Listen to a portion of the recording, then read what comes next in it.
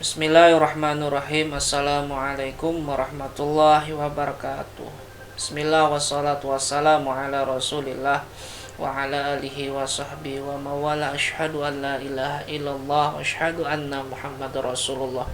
Allahumma salli ala sayyidina Muhammad wa ala alihi wa sahbihi ajma'in, amma ba'du. Segala puji bagi Allah yang rahmat dan nikmatnya dilimpahkan kepada kita semua. Dengan ini kami kembali bersyair untuk membentengi diri sendiri dan membentengi saudara-saudariku umat Islam untuk menambah ilmu pengetahuan dalam risalah agama Islam yang sudah ada sejak Nabi Adam diciptakan sampai ke Nabi Muhammad sallallahu alaihi wasallam. Di dalam perjalanan para nabi dan rasul Allah tidak ada yang berjalan mulus. Orang-orang yang disuruhkan untuk menyembah kepada Allah yang esa, mereka semua malah menolak dan mendustakan kebenaran dari Tuhannya. Allah menurunkan kitab Taurat yang diberikan kepada Nabi Musa alaihi salam, namun hanya segelintir orang yang percaya dengan adanya mujizat yang diberikan Allah Subhanahu wa taala. Sebagian mereka yang beriman dan sebagian yang lain ingkar karena ingin melihat wujud Tuhan untuk memuaskan rasa hati dan akal pikiran mereka.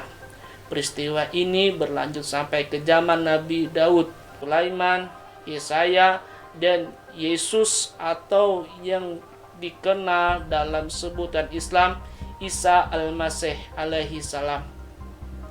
Allah mengutus nabi dan rasul dengan silih berganti dari zaman ke zaman agar manusia tidak lupa siapa Tuhan menciptakan mereka. Namun sesungguhnya manusia itu ingkar karena tipu daya iblis laknatullah yang menyesatkan. Yesus diutus dengan risalah tauhid dan menggenapi hukum Taurat yang disebut hukum kedua sesuai pasal Matius 22 ayat 39 sampai 40. Kasihilah sesamamu manusia seperti dirimu sendiri. Pada kedua hukum inilah tergantung seluruh hukum Taurat dan kitab para nabi. Namun ajaran Yesus berubah 90 derajat dengan kematian Yesus di tiang salib. Menurut keyakinan mereka adalah penggenapan nubuat untuk mengampuni segala dosa manusia. Padahal Yesus diutus tidak membatalkan hukum Taurat, namun setelah kepergiannya Yesus dianggap mengutus Paulus menurut kitab mereka untuk membatalkan hukum Taurat, kitab para nabi, sesuai pasal Efesus 2 ayat 15. Nah, inilah perbedaan antara ajaran Yesus dan ajaran Paulus, bahwa lebih mudah langit dan bumi lenyap daripada hukum Taurat batal. Bagi kalian yang belum berlangganan video kami terbaru, tekan subscribe sekarang juga, karena Yesus itu Muslim. Aku berkhotbah kepadamu agar kamu belajar, aku tidak berkhotbah kepadamu agar kamu berbangga diri.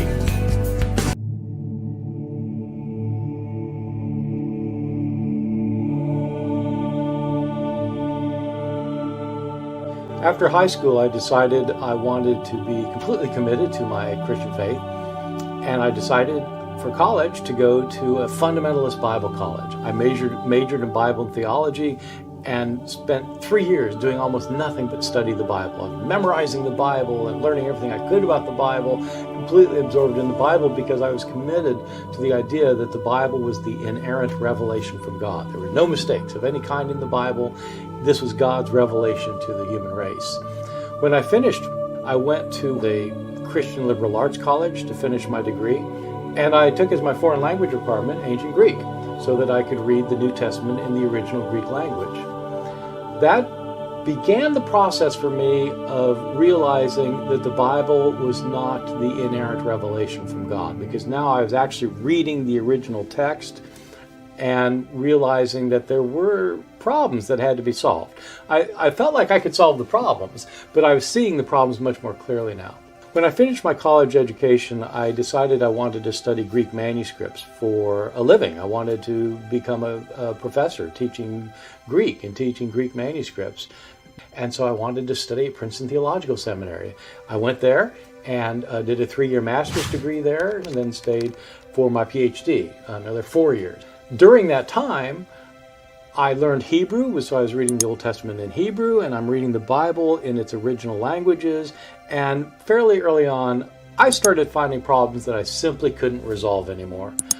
I found discrepancies, and once I admitted there were any discrepancies, I started finding more, and these discrepancies became irreconcilable. There were actual contradictions, and there were geographical mistakes and historical errors, and I realized my entire view that the Bible is an inerrant revelation is simply wrong, that the Bible is a very human book.